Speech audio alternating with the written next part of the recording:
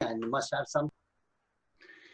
Hello again, everybody. It's Bob McLean here from Debt Masters with this week's issue of Frank Talk with Gilbert. And with me, as always, is the founder, CEO of Debt Masters, Gilbert Landrio. How are you, Gilbert?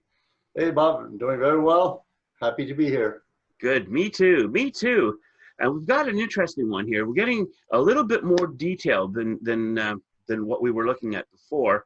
So in our last issue, in our last show, we talked about what goes into an effective budget. We talked about, you know, that you really need to understand where every dollar is going. And that means also the little dollars in addition to the big ones. So this week, we're actually going to take a look. Oh, by the way, folks, if you haven't seen the last issue or the last episode of our show, go back and watch it because it's going to be a great start to this one. So what we want to do now is we're going to take a look at how we go about figuring out what money we're spending, where it's going, whether it's going to a want or a need, and we'll talk about what that means, and then how to just really get a good handle on where every last one of your dollars is being spent. So Gilbert, let me start things off by asking you, and I know you've mentioned it multiple times in multiple shows, this want versus need thing. And what's the difference? What's a want, what's a need, and why do I need to know the difference between them? Well, Bob, at the end of the day, you need to know the difference because otherwise, at the end of the month, you will find out the difference. There won't be anything left. So the main thing is you got to take your most important items, which is mortgage, your car insurance, your gas. You must know those numbers. These are need. You must have that to survive for your daily lifestyle. And at the end of the day, is the want is do you want that coat because it's on special, a fur coat, or it is a need? I don't have any, and must have something, but does it have to be a fur coat? Plain and simple. Which one can you afford? Plain and simple. Okay. When you put all your budget together, you have a number that comes up, and you have a balance of something if you are lucky. Like I said earlier, 68% don't have a balance to create a savings account. Do you have a savings account? How do you deal with it? Do you have enough that you can put some in there so that when you need something, you have it? Plain and simple. Instead of using a credit card at 39.9% interest rate, that item becomes very expensive. Always have a list of, this is what we need to survive. Now I want to go to the restaurant. Can you afford to go to the restaurant? Are those, the mortgage, the car, the insurance, the gas is all taken care of? Or you're using a credit card to go to the restaurant because you just want to go to the restaurant? Well, you can cook a good meal, have a wine and a candle dinner, and save that $80 or $120, whatever you're going there, and have that money put in the savings so that you have it for the future need at the end of the day. It's very important, and people want it now. I want that nice big truck. You just don't realize it's a nice truck, but it's $800 a month, and your budget allows you at $650. Well, you're $150 short. Where are you going to take it? It has to come from the restaurant that you wanted to go, because that's $120 that would cover it, but you still go to the restaurant.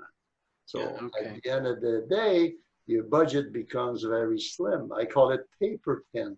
And you can't buy too much with a paper thin budget at the end of the day. And okay, it takes away what the kids need and also what you want to have in your daily life. So it's very hard to make both if you do not control it. Okay, so a need is something that you actually have to have. Your rent or your mortgage is a need. You have to pay it. And then something like, I would really like to have a giant screen TV to watch football on or my sports on. That's a want. I'd really like that. But if I don't get it, I can live without it. But you've also got a category in the middle that's some of each. And you mentioned the truck. I need a truck. I'm a contractor. I need a truck, but I don't need to have the most expensive truck on the market. As long as it meets my needs, that's what I need. Everything above that is a want. Definitely, and that's the problem out there. You're gonna go to buy a truck, you want to buy a secondhand because that's what you need. And when you get there, the salesman turns around and shows you this very nice pickup truck that they just wash and shine, and you're looking at a rusty one, and then there's only $200 difference a month, but you don't realize this one's for 8 years and this one would have cost you only 2 years. So if you look at the difference of saving that you would have made, and I went to work every day at the same time, either a good truck or the less expensive one. And the main thing is you have to look at it always comes down to that budget. Always. It doesn't matter how you look at life. I want that. How's the budget? And if you use the money for the food for the want, then something's going to break somewhere. You can't make it. You can't spend $20 if you have 15. Right. And the 5 comes off a credit card. So now here you go. You're screwing up your budget by using credit cards.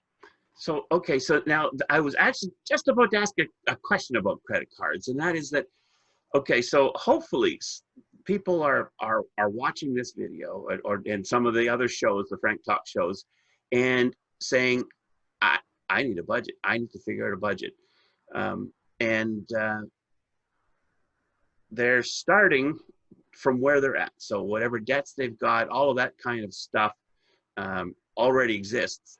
So paying off your existing debts would be a need, not a want. You've got to pay this stuff off. Definitely. So would that be your savings money, or is that part of the needs? And then you're still going to try to save on top of that. How does that fit in? Well, at the end of the day, if you start looking at all your credit cards and you say, okay, we got to pay these off, and you have one credit card that's $800, another one's $3,000. Well, it's going to take longer to pay the $3,000. Well, why don't you start with the lowest one? It's called snowballing at the end of the day. Take the smallest one. The payment is $150 a month. I'm just giving you an example. Once it's paid off, that credit card goes to zero, but you have that as a backup plan. You don't use it no more, but you take that 150 that you just finished paying that card with, and you add it to the 200 that you were putting on this one. Now the other one can get paid faster.